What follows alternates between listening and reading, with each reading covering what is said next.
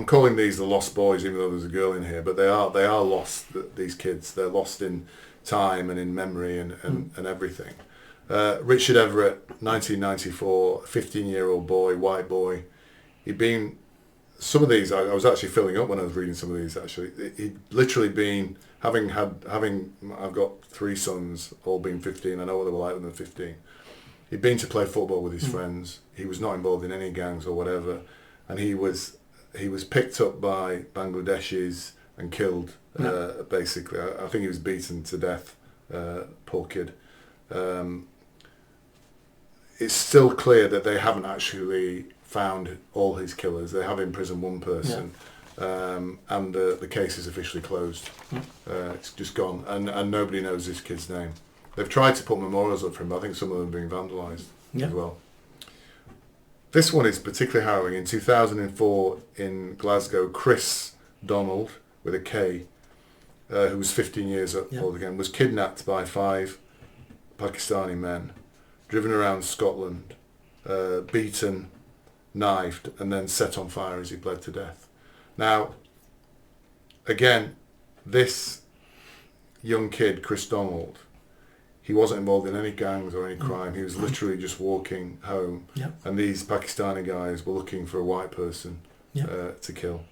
I remember that story. And the tragic thing about this is he was kidnapped, put in a car, and then driven around for hours before they killed him. He was driven around 200 miles. They were looking for somewhere to kill him. Yeah, the terror of that young kid, and this, I was obviously upset. I was reading this.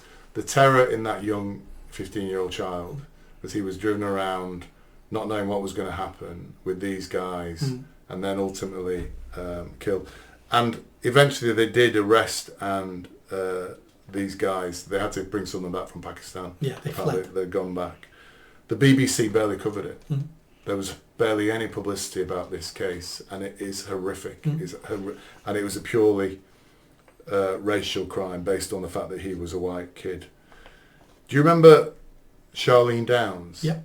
Now, this was a case in Blackpool, 2003, and I remember seeing this briefly. What I didn't realise is it was a racial crime, this. So she was one of 60 girls in Blackpool in 2003 who'd been groomed by Pakistanis. She disappeared, and they were fairly certain she'd been murdered by 2 Pakistani guys. The 2 guys stood trial, no verdict was given. Her killers, or the people who... They never found her body. Today, there's nobody being jailed or tried for her disappearance and her potential death. Absolutely shocking, and it's even worse. There's rumours online, and it was in the press as well. I'm not sure if these rumours are true or not. No one knows. That she may have ended up in a meat grinder. Jesus, I've not heard that. Yeah, that's probably not true, but that was discussed at the time. 2001, Ross Parker, 17 years old, killed by 3 Asian men with a hammer. Have you heard of that one? No. I think that took place in London. 2001, Ben Hitchcock, 16 years old, stabbed to death by black gang members. As he died, as he was stabbed, he was heard to say, "What have I done? Why are you doing this to me?" And one of the perpetrators was heard to have said, "We've stabbed your white boy." So a racially motivated attack. I think that was in London. 2010, Nicholas Pearson, a 16-year-old white boy in Sydenham, was killed by 7 youths from a gang. I'm not sure about that. I think they were all young, so with their identities haven't been revealed. And 2005, this guy's slightly older, Christopher Yates, 30 years old. I don't know if you've heard of this one. I remember this one. He was kicked to death. He was known, I think one of our viewers had actually knew this guy and said, "What about Christopher? You've not mentioned him." A racial attack by Asian men. I don't know if they were Muslim or Pakistani, I'm not sure what they were. His killers boasted, he was a very gentle man apparently, liked football, just was never been involved in any violence in his life. His killers boasted, "We have killed a white man," and then said in Hindi apparently, or Urdu, "That will teach an Englishman to interfere in Paki business." Although he hadn't interfered in anybody's business. So all these here, it's 7 very clear examples of grotesque racial attacks. as I was reading this, I was thinking the Chris Donald one in particular, that poor kid in Scotland. If that had been an Asian kid, a Muslim kid, kidnapped by 5 white men, and that happened to him, what would the story have been like then? He'd have been the new Stephen Lawrence. Yeah, yeah. Some of these would have been the new Stephen Lawrence if races would have been reversed. Yeah. But but how many examples are there like that, where an Asian person, a black person, has been taken by white men and killed? In your memory or knowledge? I've no idea. Maybe our viewers can... none. Yeah. Otherwise, we would know their name. Yeah. Otherwise, they would be Stephen Lawrence, just like we never forget his name. Yeah. So if it would have been that way round, if it would have been white people doing this, we would know then, just like we know George Floyd. Yeah. And no one knows Tony Temper, the white man who died just like it several months before. But these horrendous stories don't fit the narrative. Yeah. That's why they're never reported. Part of it will be, we don't want to create a race problem here, so let's not report these crimes. But when it's the other way around, it's like, well, this fits into our narrative. Yeah. White man bad. Yeah. Brown people good. So there's a lot of propaganda around all of this. I think this is horrific that we don't know about these kids.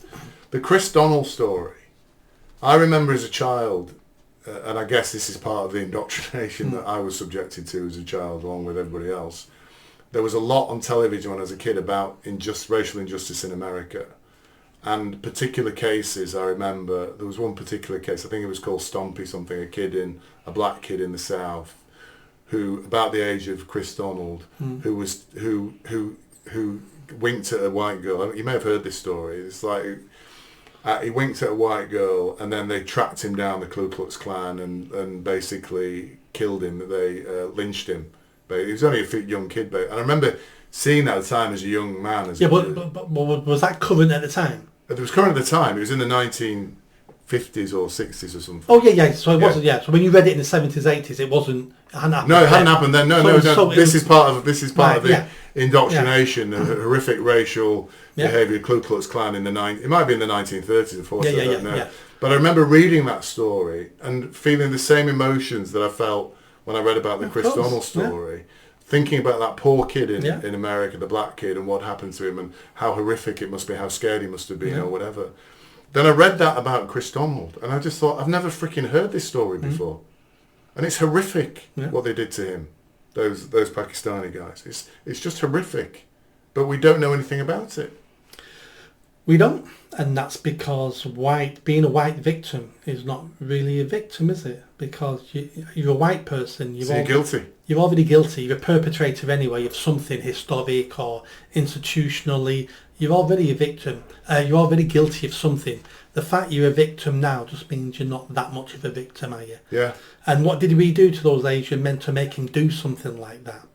We must have treated them really badly in this country. We must have persecuted them. We must have made their lives so horrible that they've reacted like this, like animals. But it's really our fault. We should have treated them better. Yeah. That's what the left wing is saying about these stories. But these stories are also because a lot of them were young Asian men. Surprisingly, only one or two of them were black gangs, and you associate violence and knife crime more with young black men Correct. than you do Asian men. But all the Asian men involved in these were organised. Yes. These weren't spur of the moment. These were we're going out hunting because this is our area, and we're going to defend our area. And this is what you get with multiculturalism, because young men are violent. Young men are trying to protect the tribe. Young men are trying to gain a reputation, social status by doing what young men do, which is, I'm like a hero. And when you've broken down your society into different racial groups, young men in those groups will go down this path. And I'm sure there's areas where young white men are doing exactly the same, looking for people to beat up because you're not from this area. Yeah, but that's what I'm saying. I'm not aware of an example. They don't go that far because they've been programmed over decades and a century or two that we don't do this. And the reason why we're less violent like this is because over many centuries we would hang you to death if you did that. Your genes didn't get passed on. So the violence in genes we were curtailing all the time and making us a more peaceful nation. That doesn't mean we were completely peaceful, we weren't. People still did horrendous things. Young men would still fight. Look at the mods and the rockers and stuff like that. Young men will always fight, but they weren't always necessarily looking out to murder somebody, because we destroyed a lot of those genes in our society. But we've imported them all again now. I think what I'd like to hear from you, Nick, is that when eventually you get into power and you're in a position of influence, you can maybe bring these atrocities to light and get some proper investigation into them, because these boys' voices need to be heard, basically, of what's happened to them. They do, and I reckon, like you said, I reckon there's dozens more on that list that could go on that list, and we don't know. When you sent me that list early today, and I quickly googled the names to see if I knew any of them. Some of them I couldn't even find on Google. Yeah. Oh yeah. It took me ages to find some of them. Yeah. There's no some of these don't even have their own Wikipedia. I think Richard Everett has his own Wikipedia page. I don't think Chris Donald does. I'm not sure. Maybe he does, but some of them there's no memorial to them. There's no whether those exist and they're being taken down, because I think there's a few cases here where memorials were put up for them or were suggested to these kids and just either torn down. I think Richard Everett's mum had to leave where she lived because she was getting so much abuse from the Asian community, basically. So it's kind of they're not only not remembered or thought about, they're actually actively suppressed. These stories. It all goes back to two-tier policing, isn't it? It's been going on for decades and decades. But I just, I was shocked when I looked into some of those details. If any of these people would have been brown or black, we would know their names. God, yeah. Just like we know Victoria Climby. Yeah. Just like I forgot his name now, the young black lad in London who was stabbed in the leg and bled out. He was like 7 or something. He was stabbed by another black kid, but we know his name. It was about knife. Dama Taylor.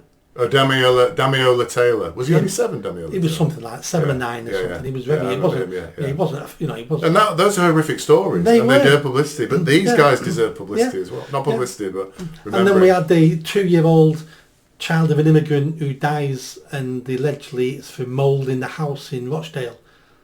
We know his name because there's a law on his name now. If it's black or brown people, or a gay person, or maybe a woman, you get much better attention, and once you get better attention, you get a much better service from the state. And this happens all the time. But if you're a white male, you don't expect a decent service at all. Did you enjoy that video? I think you did. Come on now, hit that bell, subscribe, comment. Let's build this channel. I need more followers. I need more subscribers. Be part of the journey. See you soon.